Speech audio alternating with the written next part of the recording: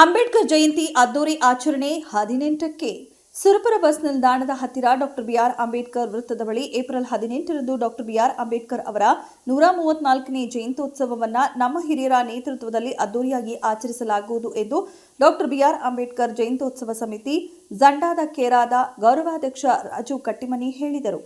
ನಗರದ ಪತ್ರಿಕಾಭವನದಲ್ಲಿ ಮಂಗಳವಾರ ಸುದ್ದಿಗೋಷ್ಠಿಯಲ್ಲಿ ಮಾತನಾಡಿದ ಅವರು, ಏಪ್ರಿಲ್ 18ರಂದು ಬೆಳಗ್ಗೆ 11 ಗಂಟೆಗೆ ಸಾಹಿಬ್ರ ಶಾಲಾ ಜಂಡಾದ ಕೇರಾದಿಂದ ಗೌತಮ ಬುದ್ಧ ವೃತ್ತ, ಗಾಂಧೀಜಿ ವೃತ್ತದ ಮೂಲಕ ಅರಮನೆ ಮಾರ್ಗ, ನಂತರ ಮಾರುಕಟ್ಟೆ ರಸ್ತೆ, ಬಸ್ ಸ್ಟ್ಯಾಂಡ್ ಮಾರ್ಗದ ಮೂಲಕ ಅಂಬೇಡ್ಕರ್ ವೃತ್ತದವರೆಗೂ ಸಾಹೇಬರ ಭಾವಚಿತ್ರದ ಮೆರವಣಿಗೆ ಜರುಗಲಿದೆ.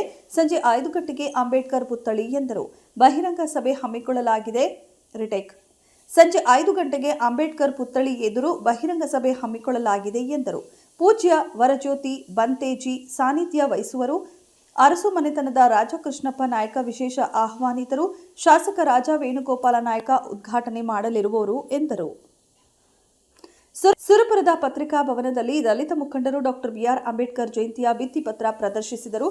ರಾಜು ಕಟ್ಟಿಮನಿ, ವೈಜನಾಥ ಹೊಸಮನಿ ಈ ಸಮಯದಲ್ಲಿ ಉಪಸ್ಥಿತರಿದ್ದರು. ವರದಿ ವೆಂಕಟೇಶ್ ಯಾದವ್.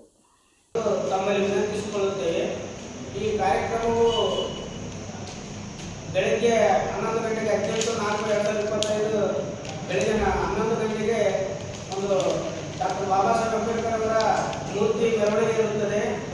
ತದನಂತರ 5 ಗಂಟೆಗೆ ಡಾಕ್ಟರ್ ಬಾಬಾ ಸಾಹೇಬ್ ಅಂಬೇಡ್ಕರ್ ಪುತ್ಥಳಿಯ ಮುಂದುಗಡೆ ಒಂದು ಸ್ಟೇಜ್ ಹೊಡೆಯುವುದರ ಮುಖಾಂತರ ಸುರಪುರಿನ ಗಣ್ಯಾತಿ ವ್ಯಕ್ತಿಗಳು ಮತ್ತು ವಿಶೇಷ ಭಾಷಣಕಾರರು ಕೂಡಿ ಈ ಒಂದು ಕಾರ್ಯಕ್ರಮ ನಡೆಯುತ್ತದೆ. ಈ ಕಾರ್ಯಕ್ರಮದಲ್ಲಿ ವಿಶೇಷ ದಿವ್ಯ ಸಾನ್ನಿಧ್ಯ ವಹಿಸುವವರು ಪರಮ ಪೂಜ್ಯ